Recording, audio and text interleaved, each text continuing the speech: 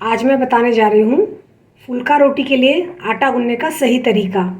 1.5 kilo मेरे शरबती गेहूँ थे एंड 500 ग्राम जितने लोकवन थे। ये दोनों गेहूँ का आटा तैयार किया हुआ है मैंने। इसे छन्नी से मैंने सबसे पहले छान लिया। फिर मैंने पौना कप जितना पानी लिया। उसमें 1 ग्राम की मेरी ये चम्मच है, 1 ग्राम की ये चम्मच है। ये पौना ग्राम जितना मैंने टाटा लाइट नमक मिला लिया। पानी में नमक को मिलाना, घुलने देना बेहद ज़रूरी है। बिल्कुल भी नमक का दाना पानी में नहीं दिख रहा है। इस तरह से नमक को पानी में घुला लेना है, अच्छे से मिला लेना है। अब इसमें मैं डालूँगी देसी घी, गाय का घी पौना टीस्पून। अब पहले इस घी को अच्छे से मिला लूँगी। घी को अच्छे से मिलाने के बाद इसमें धीरे धीरे पानी डाल के मैं आटा गूँधूँगी। एक वक्त पर पानी पूरा डाल के आटा गूँध लेना है। हवा के संपर्क में अगर आटा, गीला आटा रहेगा तो गुठलियाँ पड़ेगी, रिंकल्स वाला डो तैयार होगा। तो ये तुरंत मिलाते रहना है पानी डालने के बाद। आटा मेरा डो में कन्वर्ट हो चुका है एंड आप देख सकते हैं मेरा बाउल भी एकदम क्लीन है। और 5 से 7 मिनट तक ऐसा स्मूथ सिल्की टेक्सचर वाला डो तैयार होना चाहिए। पानी डालने के बाद वो थोड़ा रफ टेक्सचर वाला हो जाता है, पर मसल के इसे स्मूथ टेक्सचर वाला तैयार करना है। पानी मुझे डालने में थोड़ी देर हुई, इसलिए मैंने थोड़ा रुक के पानी डाला, इसलिए थोड़े रिंकल्स तैयार हुए हैं। एक साथ सभी पानी डाल के डो तैयार करना है ताकि बिना रिंकल वाला या रिंकललेस डो तैयार हो। अब 5 से 7 मिनट तक इसे ऐसे गूंदना है एंड 15 मिनट के लिए इसे ढक के रख देना है। डो के रूप में तैयार करने के बाद मैंने थोड़ा घी से चिकना कर लिया था और 15 मिनट के लिए मैंने ढक के इसे रखा हुआ था। अब रोटी के लिए लगने वाले सामान की बात, सबसे पहले ये चकला अपनी हाइट के और प्लेटफॉर्म के हाइट के मुताबिक पसंद करना है। लंबा यानी ऊंचा या नीचा। बेलन की बात करूँ तो बेलन का शेप बहुत ही मैटर करता है रोटी को या फुल्का रोटी को पतला बेलने के लिए। ये जो बेलन है बीच में से बहुत ही मोटा है और किनारे से पतला है, ताकि हमें भार देकर बेलने में आसानी रहती है और रोटी यानी डो का जो गोला है वो बहुत ही तेज़ी से आगे बढ़ता है। तो हमेशा लोहे का तवा ही सिलेक्ट करें या फिर नॉनस्टिक तवा सिलेक्ट करें, पर मिट्टी का तवा कभी भी ग्लूटेन रिच आटे की रोटियां सेकने के लिए ना करें। और यहाँ पे रखी है मैंने जाली, यहाँ पे रखी है मैंने रैक। रोटी जैसे ही फुलाने के बाद या फुल्का रोटी तैयार होने के बाद रैक पर रखनी है, ताकि गर्म भाप निकल जाए और रोटियां लंबे समय तक अगर रखनी हो तो उसमें स्मेल ना आए, फ्रेश ही रहे। बाकी सामग्री की बात करूं तो गेहूं का महीन आटा डो के गोले को आगे बढ़ाने के लिए या फुल्का रोटी बेलने के लिए, ये देसी घी रोटी पर चुपड़ने के लिए। अब क्या करना है, लोहे का तवा है, मेरी 3 बर्नर की सिगड़ी है। इस पे सबसे बड़े बर्नर पर मैंने ये लोहे की तवी रखी हुई है और तेज आंच पर इसे 1 मिनट के लिए गर्म कर लूँगी। मैंने एक सरीखे डो में से छोटे डो बोल तैयार कर लिए हैं और एक ये सबसे छोटा बाकी रह गया था। और सबसे पहले अगर पॉसिबल हो तो एक छोटी रोटी ही बेल ले और तैयार करें। अब इसको मैं डस्टिंग करूँगी। डस्टिंग करने के बाद बेलूँगी।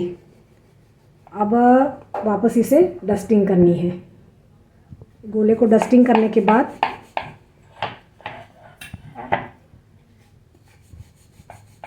पतला बेलना है।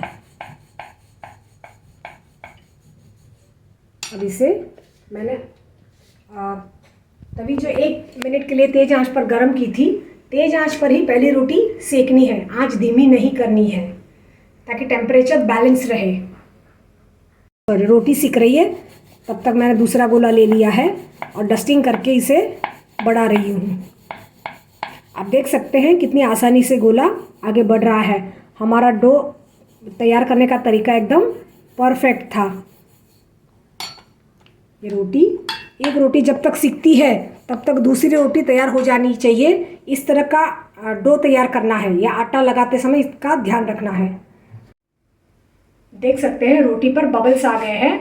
ये गीला पोर्शन है, ये सूखा हुआ पोर्शन है। पानी बिल्कुल भी जल चुका है और रोटी एकदम सफ़ेद हो चुकी है। इसका मतलब पानी जल चुका है।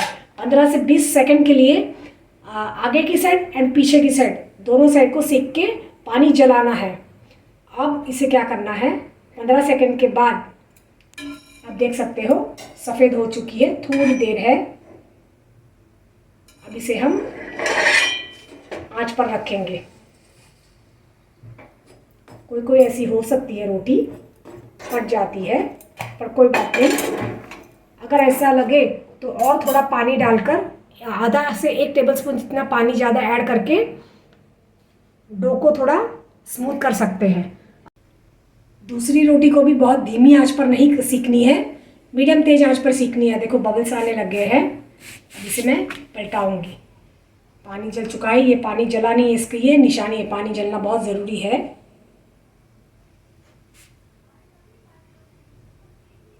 ना जले तो थोड़ी देर पीछे की साइड सीखने के बाद वापस इसे पलटा ले और इस तरफ से दबा ले। देखो फूल गई।